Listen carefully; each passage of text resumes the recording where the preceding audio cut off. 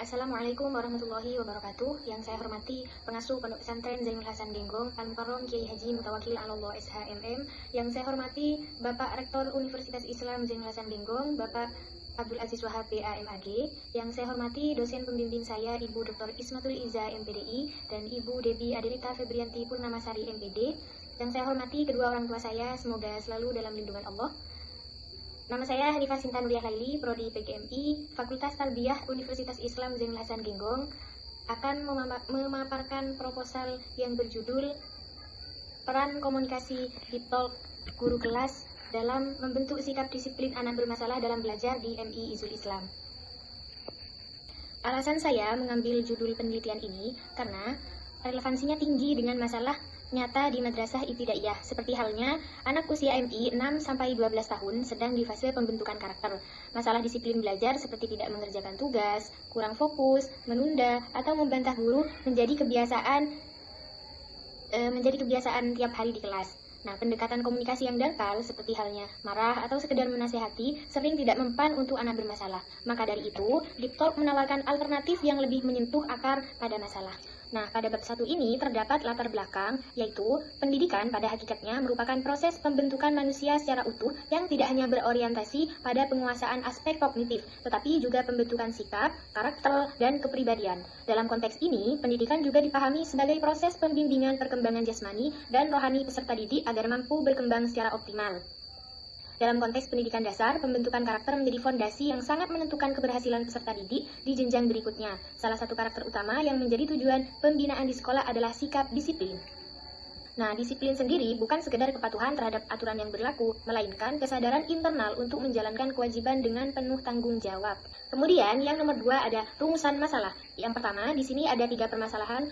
Yang pertama, bagaimana model komunikasi Deep Talk guru kelas dalam membentuk sikap disiplin anak bermasalah dalam belajar di MI Izul Islam Kamal Kuning. Dan yang kedua, bagaimana pembentukan sikap disiplin yang dilakukan guru kelas dalam membentuk sikap disiplin anak yang bermasalah dalam belajar di MI Izul Islam Kamal Kuning. Dan yang ketiga, bagaimana implikasi komunikasi Deep Talk guru kelas dalam membentuk sikap disiplin anak bermasalah dalam belajar di MI Izul Islam Kamal Kuning.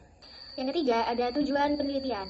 Nah, berdasarkan rumusan masalah yang telah dikemukakan, tujuan dari penelitian ini yang pertama adalah mendeskripsikan model komunikasi Deep Talk yang diterapkan guru kelas dalam membina sikap disiplin anak bermasalah dalam belajar di MI Izul Islam Kamal Kuning. Kemudian yang kedua, menganalisis proses pembentukan sikap disiplin anak bermasalah melalui komunikasi Deep Talk yang dilakukan guru kelas. Dan yang ketiga, menjelaskan implikasi komunikasi Deep Talk guru kelas terhadap perubahan sikap disiplin anak bermasalah dalam belajar di MI Izul Islam Kamal Kuning. Kemudian yang keempat adalah manfaat penelitian. Yang pertama, manfaat teoritis. Secara teoritis, penelitian ini diharapkan dapat memperkaya khazanah keilmuan di bidang pendidikan, khususnya dalam kajian komunikasi. Penelitian ini memberikan kontribusi terhadap pengembangan konsep komunikasi interpersonal, terutama komunikasi Deep Talk, sebagai strategi pembinaan siswa yang mengalami permasalahan dalam belajar dan kedisiplinan. Yang kedua, ada manfaat praktis, yaitu yang pertama, untuk sekolah.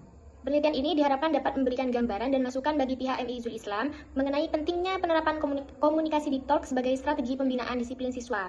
Hasil penelitian ini dapat menjadi bahan evaluasi dan pertimbangan dalam mengembangkan pendekatan yang lebih humanis dan efektif dalam menangani anak bermasalah dalam belajar. Yang kedua, manfaat penelitian bagi guru kelas. Penelitian ini dapat memberikan wawasan dan pemahaman bagi guru kelas mengenai pentingnya komunikasi mendalam membangun kedekatan emosional dengan siswa. Yang ketiga, manfaat bagi siswa. Hasil penelitian ini diharapkan dapat mendorong bentuknya lingkungan belajar yang lebih suportif dan komunikatif, sehingga siswa merasa dihargai dan dipahami melalui pendekatan komunikasi Deep Talk. Dan yang terakhir, manfaat bagi orang tua dan masyarakat.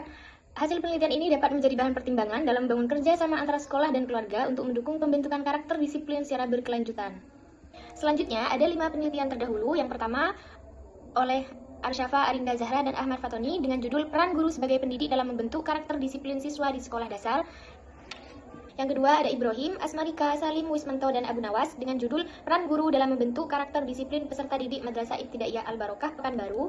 Yang ketiga Briliantara dan Salim dengan judul Peran Guru Pendidikan Agama Islam dalam Mendidik Karakter Disiplin Peserta Didik di SMP Negeri 3 Purwodadi. Yang keempat ada Alam Syah, Muslimah, dan Irawan yang berjudul Peran Guru dalam Membentuk Karakter Disiplin Peserta Didik MTS Hidayatul Ihsan Palangkaraya. Dan yang terakhir ada Antika dengan judul Peran Guru dalam Membentuk Karakter Disiplin dan Sopan Santun Siswa Kelas 3 Sekolah Dasar Negeri 5 Kelapa 7.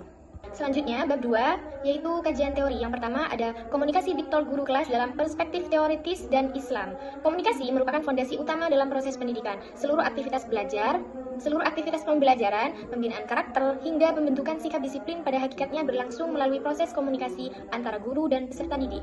Dalam konteks pendidikan dasar, komunikasi tidak hanya berfungsi sebagai media penyampaian materi pembelajaran, tetapi juga sebagai sarana membangun kedekatan emosional, menanamkan nilai, serta membentuk kepribadian anak secara utuh.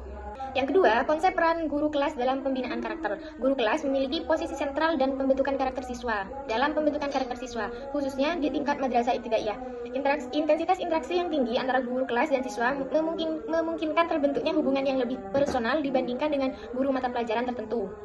Peran guru tidak terbatas pada transfer pengetahuan, tetapi juga mencakup pembinaan sikap dan nilai. Yang ketiga, ada sikap disiplin sebagai variabel penelitian. Disiplin merupakan salah satu karakter utama dalam pendidikan. Secara konseptual, disiplin tidak hanya berarti kepatuhan terhadap aturan, tetapi juga kesadaran internal untuk menjalankan kewajiban secara konsisten dan bertanggung jawab. Keempat, anak bermasalah dalam belajar. Anak bermasalah dalam belajar adalah siswa yang menunjukkan perilaku kurang disiplin, kurang fokus, atau mengalami hambatan akademik akibat faktor internal maupun eksternal. Menurut Harlock, perilaku bermasalah seringkali merupakan ekspresi dari kebutuhan emosional yang tidak terpenuhi. Anak yang kurang perhatian, mengalami konflik keluarga, atau merasa tidak dihargai cenderung menunjukkan perilaku menyimpang sebagai bentuk ekspresi diri. Yang terakhir, hubungan komunikasi deep talk dan pembentukan sikap disiplin. Secara teoritis, komunikasi deep talk berkontribusi terhadap pembentukan disiplin melalui proses internalisasi nilai. Ketika siswa merasa dipahami, ia akan lebih terbuka menerima arahan. Secara konseptual, komunikasi deep talk memengaruhi pembentukan sikap disiplin melalui proses refleksi, empati, dan internalisasi nilai. Yang keempat, ada kerangka konseptual. Yang pertama, komunikasi deep talk antar guru kelas. Nomor 1 ada empati, yaitu kemampuan guru memahami perasaan atau kesulitan dan latar belakang siswa yang bermasalah. Kemudian yang kedua ada keterbukaan, yaitu terciptanya ruang dialog yang jujur dan saling percaya antara guru dan siswa. Yang ketiga ada mendengarkan aktif, yaitu kesediaan guru untuk menyimak secara penuh tanpa menghakimi serta memberi respon yang menunjukkan perhatian. Dan yang terakhir ada arahan konstruktif, seperti pemberian nasihat, solusi, dan bimbingan yang membangun serta mendorong perubahan positif. Kemudian yang nomor 2 dari kerangka konseptual ini adalah kesadaran diri dan internalisasi nilai disiplin. Contohnya kesadaran diri siswa untuk memahami perilaku yang dilakukan, menyadari dampaknya, serta memiliki kemampuan untuk memperbaiki diri. Yang terakhir yaitu pembentukan sikap disiplin anak bermasalah. Nah, pada tahap akhir dari kerangka konseptual ini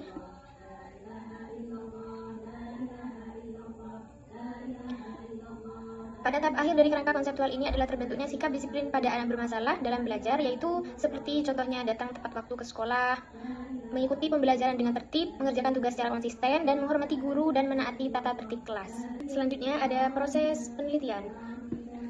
Penelitian ini menggunakan metode penelitian kualitatif dan menggunakan jenis penelitian kualitatif dengan pendekatan deskriptif atau studi kasus. Fokus penelitiannya yaitu praktik komunikasi deep talk yang dilakukan guru kelas dalam membina sikap disiplin anak bermasalah di MI Izul Islam Kamal Kuning. Yang kedua, ada kehadiran peneliti. Dalam penelitian kualitatif, kehadiran peneliti memiliki peran yang sangat penting karena peneliti merupakan instrumen utama dalam proses pengumpulan dan analisis data. Peneliti secara langsung terlibat dalam proses observasi, wawancara, serta interaksi dengan subjek penelitian untuk memperoleh data yang mendalam dan kontekstual. Selanjutnya ada data dan sumber data. Yang pertama ada data primer, yaitu meliputi guru kelas, siswa yang tergolong bermasalah dalam belajar, dan kepala madrasah. Yang kedua yaitu data sekunder, yaitu data pendukung yang diperoleh melalui dokumen tata tertib sekolah, catatan pelanggaran siswa, rencana pelaksanaan pembelajaran atau RPP, dokumen profil sekolah dan struktur organisasi madrasah, literatur, jurnal, dan penelitian terdahulu yang relevan dengan komunikasi pendidikan. Selanjutnya ada teknik pengumpulan data. Yang pertama yaitu wawancara, yang kedua observasi, dan yang terakhir adalah dokumentasi. Selanjutnya ada teknis analisis data. Dalam penelitian ini menggunakan model analisis data kualitatif yang bersifat interaktif dan berlangsung secara terus-menerus hingga dapat mencapai tingkat kejenuhan. Analisis data dilakukan sejak awal pengumpulan data di lapangan hingga tahap penyusunan laporan penelitian. Yang terakhir ada keabsahan data. Keabsahan data merupakan aspek yang sangat penting untuk menjamin bahwa hasil penelitian dapat dipercaya dan dipertanggungjawabkan secara ilmiah. Kesimpulannya adalah, komunikasi deep talk yang dilakukan guru kelas memiliki peran penting dalam membentuk sikap disiplin anak yang bermasalah dalam belajar. Akhirnya, wassalamualaikum warahmatullahi wabarakatuh.